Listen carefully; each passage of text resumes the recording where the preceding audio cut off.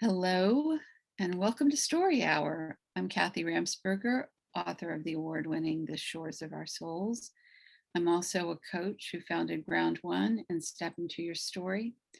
I created Story Hour to connect readers and writers of like mind and spirit. And our author today, Eileen Sanchez, is one of my favorites, and I'm so excited to share her book and perspective with you. Thanks for being with us today, Eileen. Oh, I'm honored to be invited and to talk with you. So a little bit about Eileen Harrison Sanchez. She's now retired, but she had a 40-year career in education. She started as a teacher and ended as a district administrator. I would have loved to have seen you, Eileen, as the administrator. You were probably such a good one. And now she's an award-winning writer. She was a finalist for the prestigious Sarton Award and others. She wrote freedom lessons based on her teaching experience in Louisiana in the late 60s. And she tells the story with compassion and unflinching honesty, taking on the issues, the tough issues of race, unity, and identity, and of course, freedom.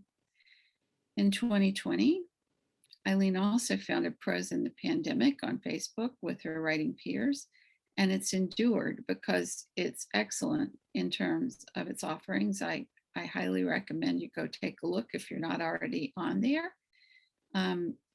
My favorite thing about, one of the favorite things I love about Eileen is that she calls herself a perennial, which is a person with no age mindset. And she considers family and friends to be an important aspect of life, as well as traveling and bird watching from her gazebo in New Jersey. So if you read my novel, Eileen's book doesn't try to be an own voices story. Instead, she takes us through her story step by step, portraying characters who often have incorrect assumptions and prejudices about others and frankly themselves. It makes us look at within ourselves too. It's a very timely book.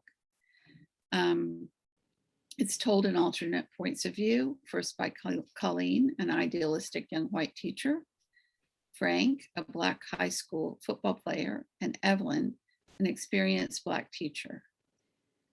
And it's how their lives intersect, especially one major night in Louisiana, but there's a lot leading up to it. It's gotten great reviews.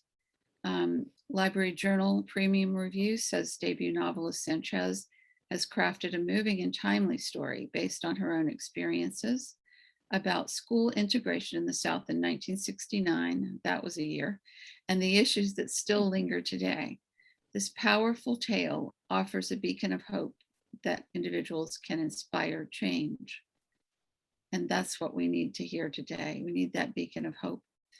Kirkus says it's a potent illustration of the formidable obstacles to equality that remained and still persist post Brown versus Board of Education. So welcome again. So nice to have you here. I am honored to know you, not just for the book, but for what inspired it. And I'd like to talk a little bit about what inspired it to begin. Thank you for that lovely introduction. That's the nicest ever. Thank you. Oh, well, that's wonderful to hear.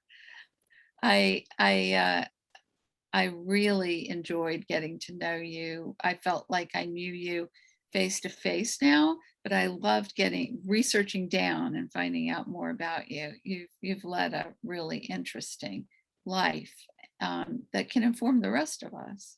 So what inspired this book? And I hope I can ask how much of it is true. I don't usually ask that question, but. Well, actually, that's an important question because the 3 points of view, the character of Colleen is my story. Everything that happened to Colleen happened to me, experienced by me. And it's fictionalized because you need to protect the innocent here, even myself. Yeah. When you're writing a book and you start to see the different things that do I really want to reveal certain information? And so it was written with caution, but it's pretty much that everything that happened in her life, in Colleen's story, happened to me in that year. So from the beginning of the year to the end of the year. And I started actually I thought I was just writing a memoir for my family, for my daughters. You asked why I wrote it, and it's probably now 12 years ago that I was in Louisiana at a conference, and I shared with some friends that I had taught there, and I had never shared that story.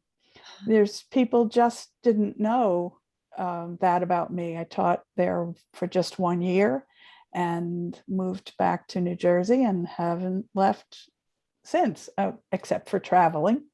And when they heard some of what's in the book and some of my introduction, a good friend of mine said that you need to write this. You need to write it for your daughters. You need to write it for your grandchildren. You need to let them know what happened. So I started to write it as a memoir.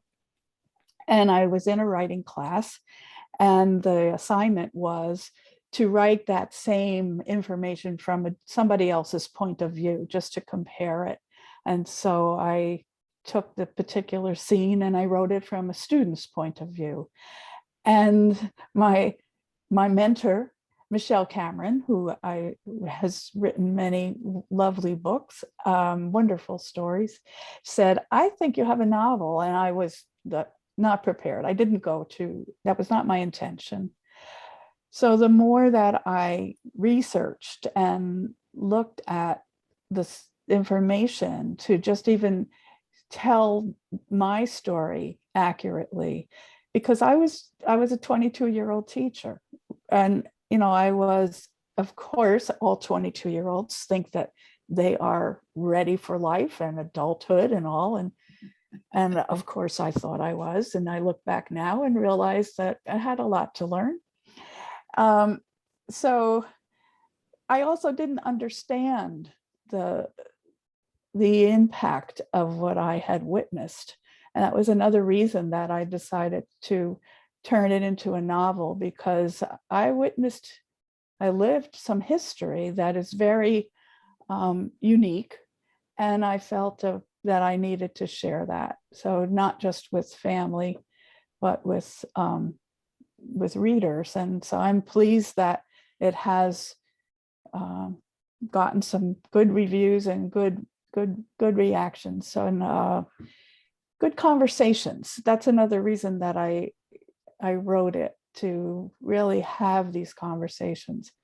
One of our granddaughters, well, two of my grandchildren are biracial, and that became an important reason for me to speak up and talk about what it's like to be the other person, to really look at life from different perspectives. So I could ramble on. You do such a great job of showing that, and you don't ever lay a heavy hand on any of it. You just show us it all playing out. And I am wondering now about how much research you actually had to do. Were there memories that you had to go back and ferret out in order to capture them? Or did you have to research? You're a teacher, so probably the answer is yes. But did you have to research the legislation of the time, or you just lived it? I had to research. I really look at it as my own personal Black history study. I read newspapers of the day. I started with New York Times articles. of that summer, 1969, because actually I did so much research, and even though I knew that October 29th was an important date, I didn't understand until after the book was published that October 29th is the anniversary of a very important Supreme Court decision. We all know about the Brown versus Board and 1954 and then 1955, and then we know the civil rights laws of 1964. But October 29th, 1969 was Alexander v. Holmes' decision, which was the reason that in the book, this Black school that I taught in and that Colleen teaches in was closed overnight. And that was because of that decision. The 1964 civil rights law gave districts 5 years to integrate their schools, but many of the schools, not just in the South, across the country, were slow at integration. And this was the mandate that by December of that year, 1969, integrate or lose federal funds. And so that was the impetus of that particular time.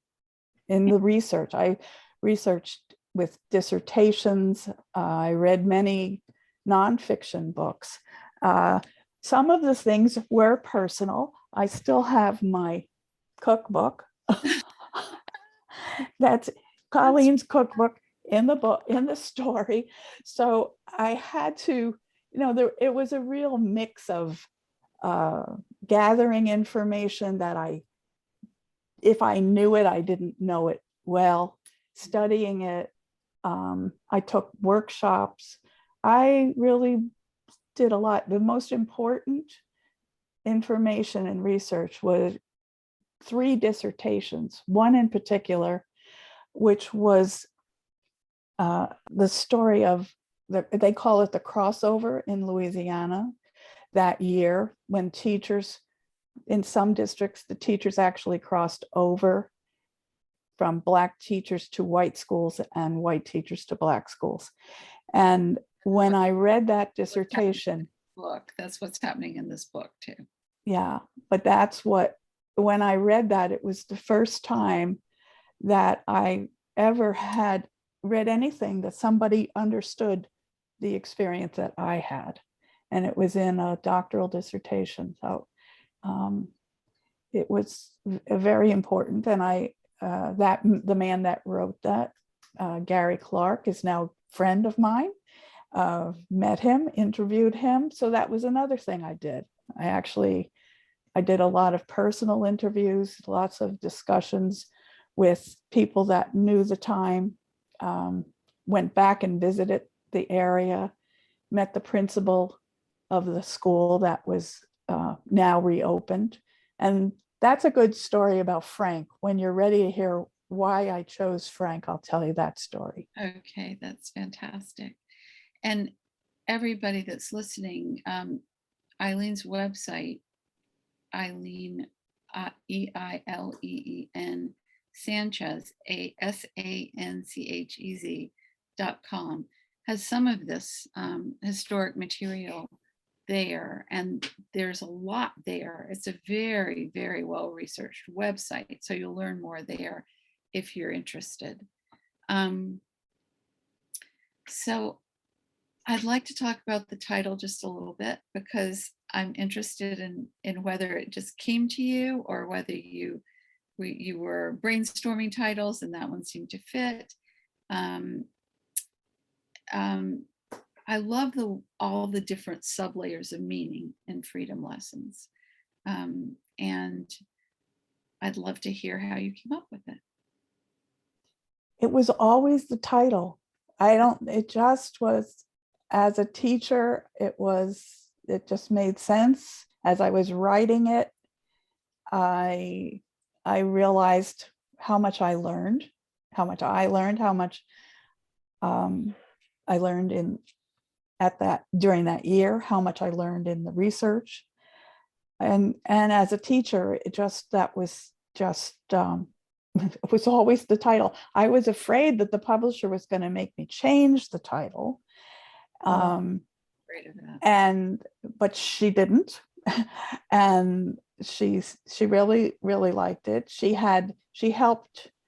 The cover was a challenge, to be honest with you. The publisher, the artists for the cover that designed the covers were much younger and kept thinking of different times when busing and happy children running out of the school together.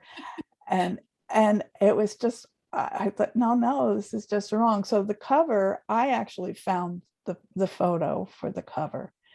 And I always had in mind to put the title on the blackboard. I wanted to have a teacher writing the title on the blackboard, and it would have been the white hand across the blackboard. I was advised not to do that, and it was good advice, because it would have taken, I didn't want this story to be, a lecture or this is what you should do. It was never meant to, and it would have implied that I didn't want it to be a white savior story, like some of the white teachers. There's movies that, we've probably all seen, and it's just such a different story. So this works. I like that it's a blackboard. So what do you think the real lessons for the students was that year? And what was the lesson that the teachers learned, if any? I mean, I'm thinking there must have been many, but that's a tough question. In terms of freedom, do you think at the end of the book, no, that's not really what I want to ask. 10 years later, 50 years later, do they now see that as a seminal moment in their lives, and that it did teach them something? Or did it teach you? What did it teach you? That freedom is precious, that it's supposed to be free, but you have to work for it, and you have to earn it. And that was unfair. Mm-hmm. That was not, the equality between Colleen and Evelyn. There was no equality. Colleen, when the schools closed down and they all moved into the white school, most of the Black teachers were displaced. They did not get their own classrooms, but this 22-year-old white teacher that was in her second year of teaching, who was not as experienced, or as even there were teachers that had master's educations, but they were Black. She got a classroom, but they didn't. So there's so much unfairness, and that part doesn't really come out in the book as much as me just telling the history of it, but it's I tried to blend it in to show the disparity. And for the students, the second grade students were still second graders, and it didn't impact them quite as much as the high school students. And that was a real loss of privileges. And in high school, your senior year of high school is an important year with the different activities that you're going to celebrate, proms and the football games, being on sports teams. And when the Black students were moved into the white school, they lost all of that because they were moving into a school that already those positions were filled. So it was really poor planning by the administration.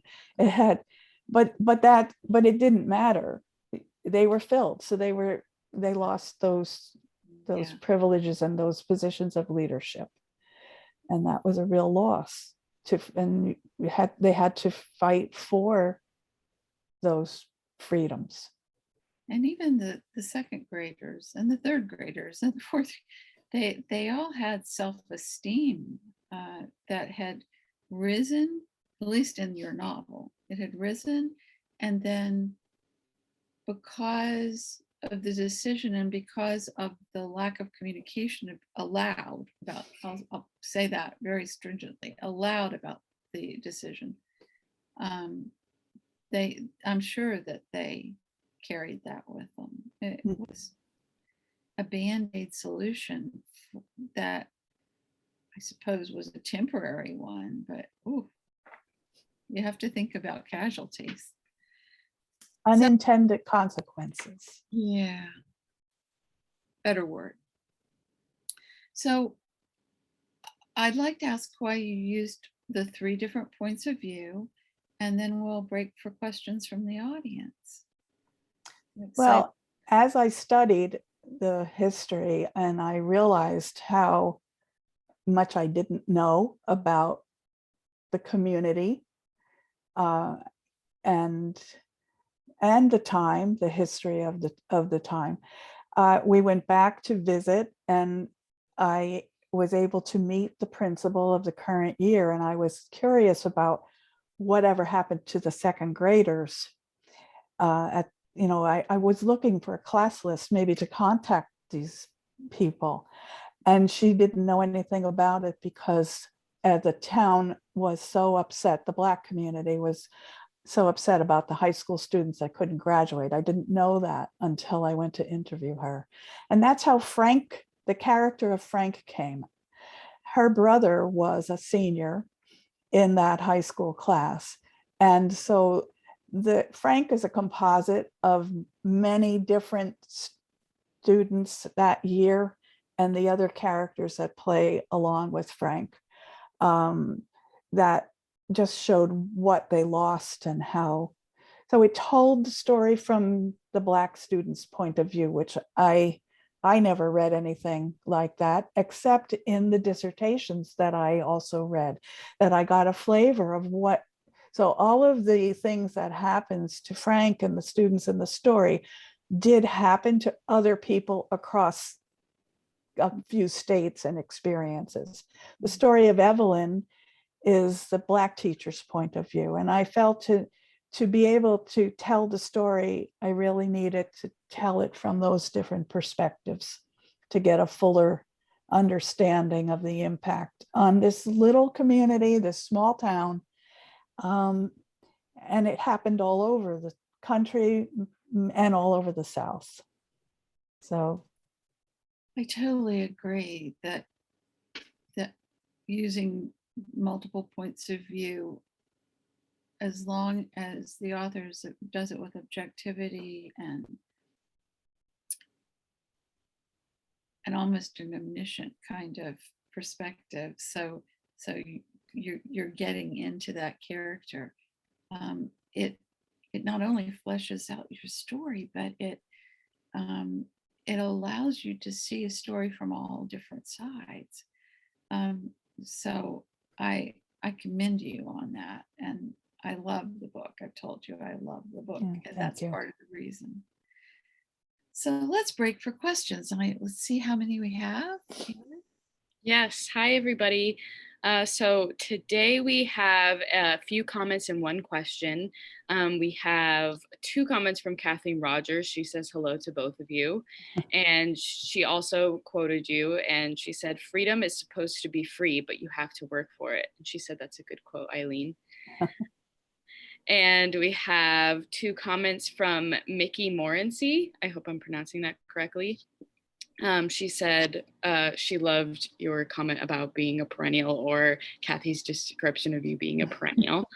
And she says that this sounds like a great story that many of us who attended integrated schools in the 70s can relate to.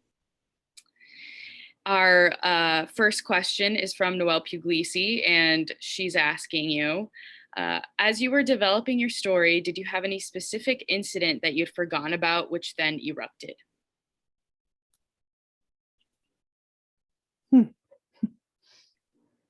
I don't know.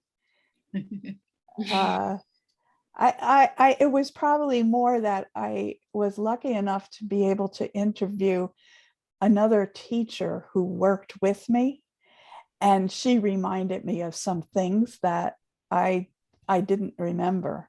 So one of the scenes in the story, that the teacher takes her 4 students to the library, but on the way to the library, the children notice a playground that was locked up, padlocked.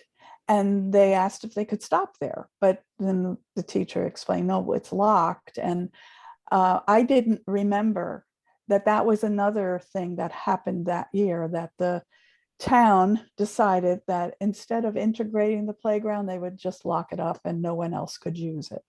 So there were those kinds of, that's the one that comes most to mind at the moment, to answer that question. Thanks for that question. That was tough. Well asked, good questions. We actually had another comment come in with a question, if I could ask that now. Sure. Okay, perfect.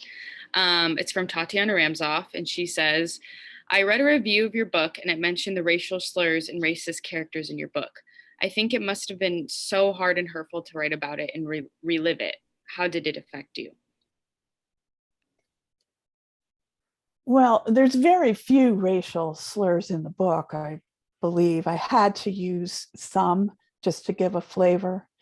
I also had to use the word to identify at the time. Colored was the common description, and that is not viewed in today's world.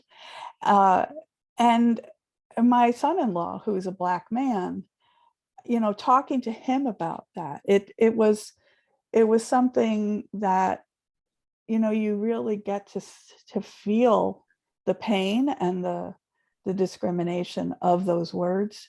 So in those ways, it made me remember that. Just going back and remembering the time that, it's also a scene in the book that Colleen is standing on the playground at school, and she looks around and looks at her. She was fixing a child's hair, or a barrette in the child's hair, and she realized that she was the only white person on the playground. And to be in that position when you are the only one, it happens to my son-in-law all the time. It happens sometimes to me, but it's more common when we are, the people that do have that are ready to integrate and be participating with everyone. And it's just, it's quite an experience. It takes a lot of, when I think about some of the students, the Black students that have attended white schools and that they're the only, or the just one of a few, it's a real challenge to be the only one. So. Thank you for that wonderful answer. I've rarely been in that position myself here in the States. I have been in other countries, but I have a memory of going to a conference led by Marita Golden, who's an African-American author of some stature. And I was the only white person in her workshop. Eventually another white woman came in, I think the second day. I have never been so welcomed. And it so melted my heart that they would do that for me. And I thought about all the unwelcoming situations that they had probably sat in. So I think that's a beautiful answer. Thank you, Eileen. So let's get to the story itself. But Kaylee, actually, why don't you, just to make things a little lighter, why don't you share the Spotify list? Because Sure. Eileen has come up with a list that that I think a lot of people listening are going to enjoy. And it's from the era. Is it from the 60s? Or is All it the songs are from 1969, 1970, from that year. Yeah. what a year for music too? It was a great year of music. And I was listening, every time I put it on, I just start dancing. You know, it was that kind of music, or at least those are the ones I put into the list, but it gives you a good feeling of the time. And some of the titles, when you look back, like Both Sides Now by Joni Mitchell, if you really listen to the words from that era, that's what she's talking about. Yeah. And I'm trying to remember, I should have the list in front of me, but it's the Temptations, Ball of Confusion. That's a very tough song to listen to if you really listen to the words, but it shows the Bridge Over Troubled Waters. All of these they're protest songs. This was not just the era of school integration, but civil rights issues, the protests for the Vietnam War, Black Power. There was a lot of, it was a very volatile time. It was an exciting time to live in. It was also a dangerous time to live in. And in so many ways, it's like today. But the music will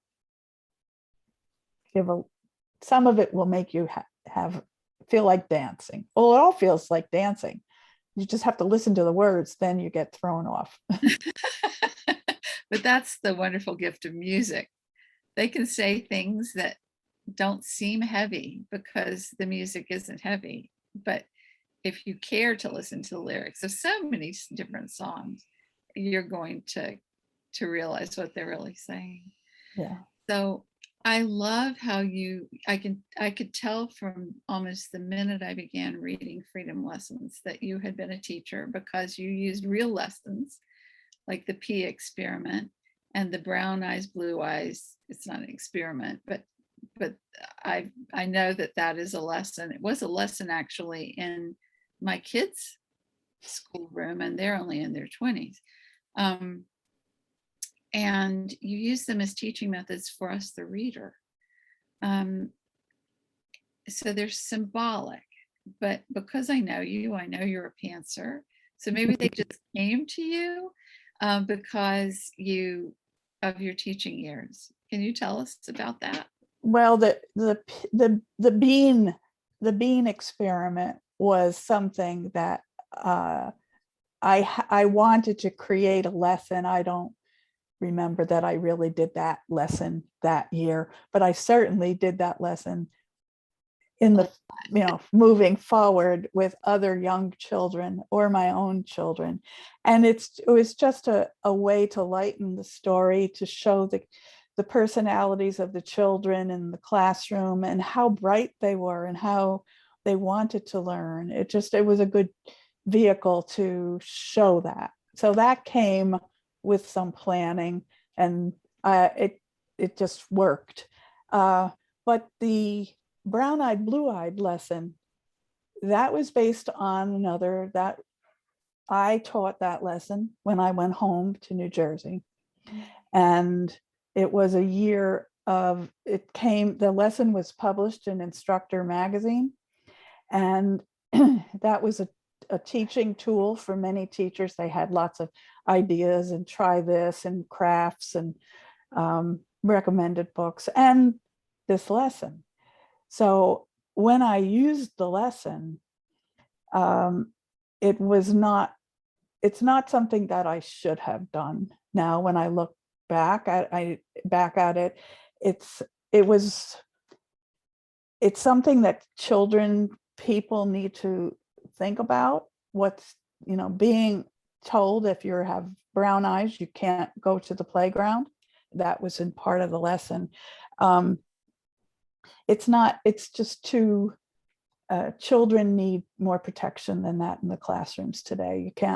I would not recommend that for a teacher. I know I've heard many people have experiences like you just explained, but it's still not something. There's training, there's lots of good trainings and good programs that will show the differences about prejudice and discrimination and the way to teach children that in that. But it was something that it was my first effort, I guess, at telling my story and trying to make sense of what I had experienced and how I wanted to make changes. I wanted to not be standing on a soapbox, but just to, in my own way, in a little, to feed information to people.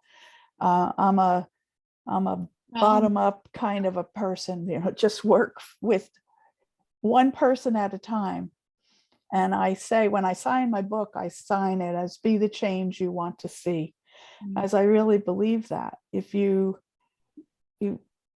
live what you believe, and maybe you'll just make a difference in one person's thinking.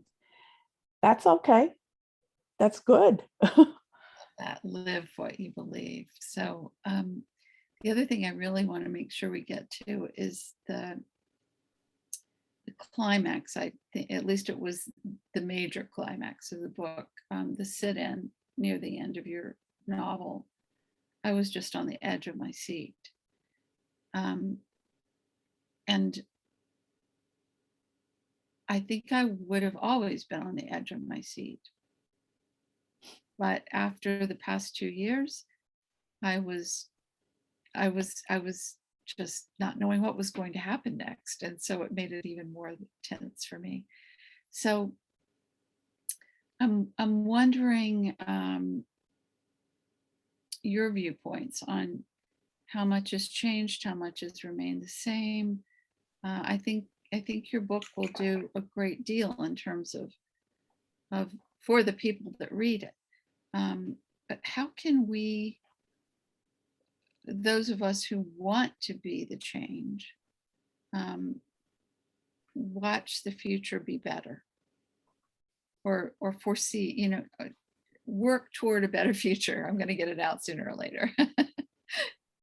I really think that it's all about communication and learning about other cultures, reading books, meeting other people, trying something different, learning about other cultures, not to be afraid of the differences in people, but to embrace it. That's something, the fact that I married a Cuban man at the time was something that was unusual, and it was not looked on favorably. I mean, in my daughter that married a Black man in 1967, right before 1967 was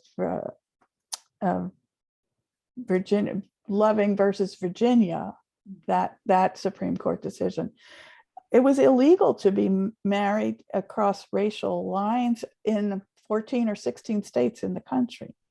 So now my daughter married her husband 15 years ago. To think that was illegal. So things have changed. Things are better. We need laws. We need laws to protect our civil rights. But laws don't change people. People change people. So the more that you read and talk with people, the chance that when I go to book clubs and I get to talk to people of all ages about these situations, because everyone has an experience. We all went to high school. We all had that experience. You can look back at your own high school experience and compare it to Frank's experience in the book. You might not have been a teacher, but you were a student. So I really think that it just has created opportunities for people to talk to each other, and that's what we need to do. And then just, I mean, it's not my style to be an outspoken advocate, but I'm going to do it in my little way to make the world better for my grandchildren. You know, I want it better, and it is better. It's still hard, but people are talking, people are changing. They're being more open-minded. They are. I really believe that. I love your statement. What did you say? Something doesn't change people, people change. Wait a minute, what did you say? I said we need laws to protect our civil rights, but laws don't change people. People change people. Thank you. I'm so glad that you were able to repeat that, because it's going to care. I'm going to post that one. So just to catch the audience up without giving away too many spoilers, Colleen and her students are transferred to an quote unquote air-conditioned trailer when the two schools integrate. And I'm wondering why the school system, the public school system, continues to rely on stopgap kinds of methods like this. We touched on this a little bit, Band-Aid methods, I call them. More legalese, more red tape. Do you think that the school system is is improving in terms, it's definitely integrated now. My kids' school, I think, had 67 different nations going to one school. Wow. Yeah, but they're elementary, at least, not their high school. And I just wonder, as a teacher and an administrator, what you have to, I just want to give you a forum because I know you have solutions, maybe not a lot. Well, there are the biggest unintended consequence of the mandated integration, or of the integration, was that a lot of Black teachers lost their positions. And that has not been rectified. 80% of teachers across the country are white. And there needs to be in my opinion, and in many people's opinions, I have some books I could show you my stack. I took out my my stack of books, but here's The Loss to Education of Horace Tate. Is all about all the Black teachers and the Black principals that fought so hard, worked so hard. They were quiet in their ways, and in educating students in the segregated schools. And when the schools were integrated, most of them lost their positions, not right away, but eventually. So in today's world, we need to look at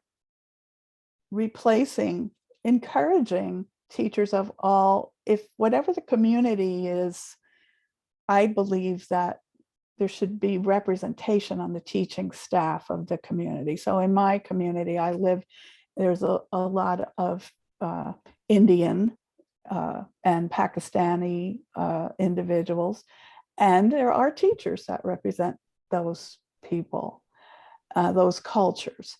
I never had a Black teacher, and that's a loss. So I never experienced that person. I had a fabulous Black principal for almost 25 years. And actually the principal in the book, Mr. Peterson, is based on that man, because the Black community embraces the takes a village to raise a child kind of idea, and so there is a different culture, a different way of teaching, and they teach the child, not the subject, or it's so. I just believe that, and there are in New Jersey, I know that at least 4 of our universities have programs that they are reaching out to find teachers of brown and black and representation, encouraging the teachers. The teacher of the year, I don't know if it's last year or this year, is a middle-aged black man. It was his second career. And he came to teach, and so it's happening here. It's encouraging. You need role models. You learn about other cultures by having a representation of the community in the schools. That's the public schools. I believe in public schools. So do I. And that's, I've and had- then you need to retain the teachers, make sure they stay. Yeah. So speaking of Mr. Peterson, I know that this is a book club question, but I'd love for you to answer it because I have my own opinion. But why did Mr. Peterson assign Evelyn to mentor Colleen? Now, I think I knew your intention, but I'm not absolutely certain. he wanted them to get to know each other, that they would understand each other. They both wanted to be the best teachers they could be. He knew Evelyn because he knew her from the community. He knew her as a teacher for 10 years. So she was a much more experienced teacher than Colleen as a second-year teacher. And Colleen was eager and willing, but she could use some help. And that's why he put them together. And that is based on my Mr. Peterson. He was just a master of knowing his staff and knowing how to keep things moving and having people share their strengths. So that was my intention. It was also it's a very minor touch point to explain that the Black teachers that were in the school that I worked in were very experienced, educated teachers, that probably, and with more experience than Colleen had. So it was a touch on the Horus Tates of the world to understand them. Is that your reason? Well, I saw them as similar. I saw them as sort of foils for each other. They butted heads a few times, not in any kind of big way, but you could tell there was a little tension on both sides. And that goes back to your saying that why wouldn't you put a mentor with a person that had potential to be like that person? The mentee had the potential to be like the mentor. So it makes sense in the way you describe it as well. I saw a lot of similarities between them, and all good. That was my interpretation. Kind of two different ways of answering the question the same way. So I thought your ending was realistic. I really appreciated it. I felt a tug on my heart for Frank, but that was real back then. And was the ending that got published in terms of what Colleen did next and what Frank did next and what everybody did with their lives next, was that always the ending? And did you just write to it and that was that? Or did you try on different endings? I think endings in I call this social justice, but it might be the wrong genre, but that's what I call mine. In social justice books are more difficult to find for the author. Well, I had another idea for an ending for Frank's ending that I can share it since it's not in the book, that he would have gone to Vietnam, and maybe he did, who knows? I don't know. Or that he went to Vietnam, he came back, or he went to Vietnam and he didn't come back. But then that's where I stopped. That was not my story to tell. That part of the story, I could go so far as explaining what it was like for a student and show his point of view, but I couldn't go beyond. I really felt that that in hashtag own voices mindset, that was not my story to tell. I used my son-in-law and my husband, both are Frank in the book. I mean, I got anything I needed to know about how they would be, how Frank would be, came from them. They both adored their mothers. Frank was a devoted son. And, that's so true. And family was so important. I wanted to show that the family system that Frank and his siblings and his mother had, and the family system that Colleen had, the families, that was important. The family gave them their strength. It helped them to be resilient in the things that they faced. And I wanted to try to make that comparison about how families are important. So Eileen, thank you. I'm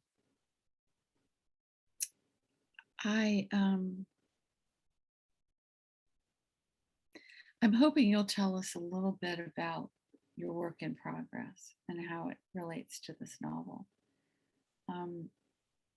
If you don't mind, but I'm fine if you don't want to spoil that. I want to also say that we're both white women writing about race and culture, and I loved when you said unapologetically. I feel that way most of the time, but it's tough if I get a newspaper unwilling to review my book because the issues it touches, or a woman walking out of a reading because I'm talking about an Arab. I want to thank you for everything you've added as an author to this subject. And I wanted to do that personally. I loved this book more than I can even express. And if we have time, I'd love for you to read from the Freedom Lessons and talk just a tiny bit about what's next for you and your work in progress, or in any way.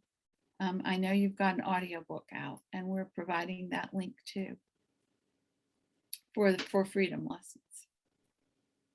Well, do I get to pick which thing I want to talk about, I guess. Your teacher and journey, or what are those kids' books? Make your own ending, yeah. Well, the people that know me, when they read the book, Freedom Lessons, they wanted to know more about Miguel. And Miguel is Colleen's husband, and because this was my story, Miguel that's not my husband's name, but it was based on him. And they thought he didn't have a big enough role. They wanted romance. And I said, no, that's not part of this book. That's just not going to fit. But my husband's story as a Cuban immigrant is a very interesting story. And so I decided to write about Miguel as a prequel to Freedom Lessons, that to tell his story and how he came over to on a ferry at 13, and why he left the country, and then how did he become a drill sergeant in the Army at 22. It's just, so he was not a citizen when he was in the United States Army, and potentially would be sent off to Vietnam. So that's another, freedom or independence plays a theme in my work in progress, and it does in my current book, Freedom Lessons. So I guess it's something it's important to me to write about. So I forgot your other possible points. No, it's fine because time is really running short. I usually get the points in one way or the other as we go along, and I have. But anything you think I've missed or want to convey, and then we'll send it back to the audience to see if they have any more questions or comments, and then we'll call it an hour. Well, I guess maybe I'd just like to add, you said why, we are white women writing about social justice issues. And I believe that as long as I'm telling my story, I believe I'm writing for white women or white men of all ages. I'm not trying to tell the story of another culture. Yes. So that's where it's my story too, and it just, as I've had that same experience with people not wanting to read my book, to being, feeling that I didn't have a right to write it. I could tell I don't have time to tell a quick story.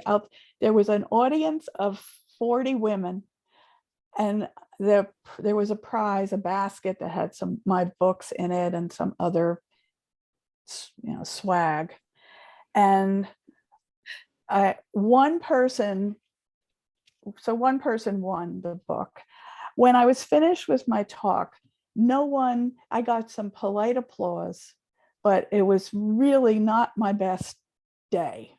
Okay. It just, like, the audience was not interested. At the end of the evening, the woman that won the basket came over to me and she thanked me profusely that she grew up in a town where she was not allowed to talk to anyone that was Black. And my story touched her. And she said, I'm going to read your book and I'm going to give it to my grandson and I'm going to make sure he reads it. And so it taught me that that's the reason I was there. One person, 1 out of 40. And there were more that didn't come up to you, I promise you. There were more that didn't come up. But well, if you reach that one, that's it for the day. That's great. Yeah. So some people don't want to hear what I have to say. They don't have to read it. Because that's the case with any book. You Yeah. know, you're going to have people that love it and you're going to have people that don't. But I thank you for writing yours. Thank you. Thank you for saying that. It made the month I read it for me, and I'll think about it for some time to come. So thank you for that. Kaylee, do we have more comments? Yes, we have a question from Kathleen Rogers, and she says, Eileen, once you decided to take your experiences and write the novel, what was your process like? Did you block out the world and hyper-focus into getting the story down, or did you write a bit, take breaks, and then write more? Can you describe your process? My process took years and years. At first, I could only write if I was in the room that I'm sitting in now. I could only, like, all the thoughts were just in the air here. So I had to write here. When I would go to my writing group or have some conversations, I couldn't write there. So I'm not a person that writes every day. I block out blocks of time and I spend hours in a day. I've taught myself to try to schedule those hours better. But I never intended to write a novel. So I didn't know what I was doing. I had to take classes and read books about how to do it. And if you have a story that you want to tell, it just took a long time to keep working at it. And that was not a process that I can't, I'm a pantser, I guess. That it was I knew the timeline of the story, so I knew the beginning and the end, and filling it in and integrating the characters. That was a challenge. That's why I created them, and fictionalizing the story so that their stories intersected. That part is fiction, but it's all based on facts. So that was a process. I think we all have our own process, and every author I've ever spoken to has deviated from some other people's processes in a small way, one way or the other. And I always just say, whatever works, it's just whatever works. That's what I had to do. I was, get up every morning at 5 o'clock. It's not my thing. That's not really my thing either. So I'm with you there. I did it for a while, not to write, but just to go to work. But when I didn't have to do it, I'd much rather get up at 6:30, and I always have time to write during a day, but it's what I've done my whole life. So anything final, Kaylee? There's more. Okay. Yes, there is more. Noelle Puglisi says, as a fellow Jersey girl, just curious as to where you grew up. Where I was at school, we had a black entrance and a white entrance. wow. Well, I grew up in an all-white town. Not going to say the name of it but that was part of the challenge of, I wanted to know other people. So I didn't even go to school with anyone that was Jewish until I went to high school. And I didn't go to school with anyone that was of black or brown until I went to college. So it was a protected environment that limits who you are and what you can be. So those black, and I didn't know that there was, I'd love to have, who said that? Nicole? Noelle Puglisi. Noelle. If she contact me and let me know, I'll share where I grew up, but we'll do it privately, and she can tell me what town has that. Those I can just picture it. It's like having boys and girls, but black and white entrances. I didn't know that. I can't figure out where that was. I could guess, but I won't. And we have some remaining comments from Mickey Morency. And she says, laws don't change people, indeed. And she says, Eileen, I'm totally enjoying listening to you. I will read your book.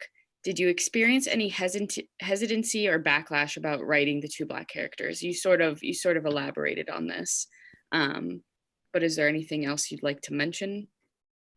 Well, I did experience it. I was very disappointed that part of the character for Evelyn, I had hoped to talk about the sororities and the black sororities that are very supportive of black communities. Black fraternities and sororities are essential backbones. They're generous to their communities. They do scholarships and lots of good work like that.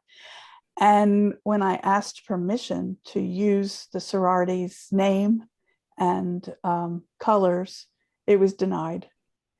And it's intellectual property or something like that. So I was disappointed with that.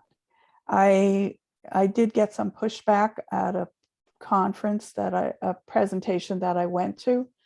Well, it was, or I expected it.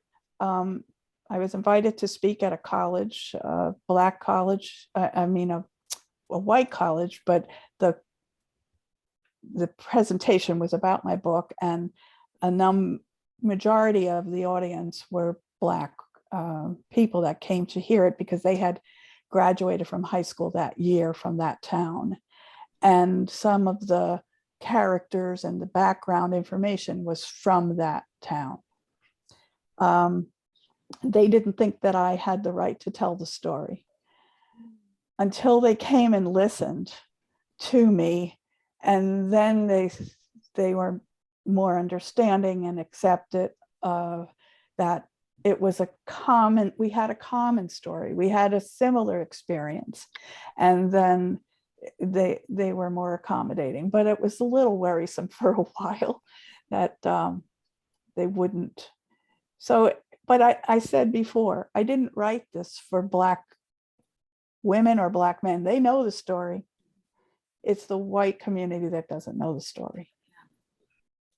I get that about my novel all the time. I had no idea about this part of the world, and I had no idea about this tradition, this Muslim tradition. And yeah, we're writing it for, I am writing mine for white people, and you just said you were too. I'm so sorry. We have one concluding comment from Mickey, and I feel like it's a great end to the session. She says, "The truth makes people uncomfortable, but it needs to be told by many voices." Oh, I like that. That's beautiful. And yes, there's a quote from you I want to read, Eileen, that follows up to what Mickey's saying. You said, I think on your website, "I hope readers will understand from Freedom Lessons that we need to consider others' assumptions about us and challenge our assumptions about others. We all need some self-reflection for our actions and to not shy away from hard conversations. Can we learn from our past? I hope so." I And hope so. with that, I'm going to share my teabag wisdom, which is be giving, forgiving, compassionate, and loving, which is, I believe, what your book is based upon. That's its foundation. Thank you for writing it. Thank you for being here with us today. Thank everybody who joined us. And you can find out more about Eileen on her website, eileensanchez.com. Keely's also posting the link to the Spotify list and the audiobook and maybe a couple more things. So there are lots of goodies beneath the video when it comes up. And you can join me and Kaylee here live every third Thursday at my author Facebook page, interviewing authors just like Eileen. You can find all my interviews archived on my Facebook pages, and I have them all on my YouTube channel at Kathy Ramsperger. So looking forward to seeing you all again. Thank you again, Eileen, for joining. Thank you. Thank you so much. I really appreciated this. I appreciated it. It was my honor. I want everybody who is watching the replay to feel free to post away, and I'll check and make sure Eileen gets your comments if you post during the replay. And until then, adios. This is Kathy Ramsperger bidding you a good weekend with a great book to read. Thanks, everybody. Thank you.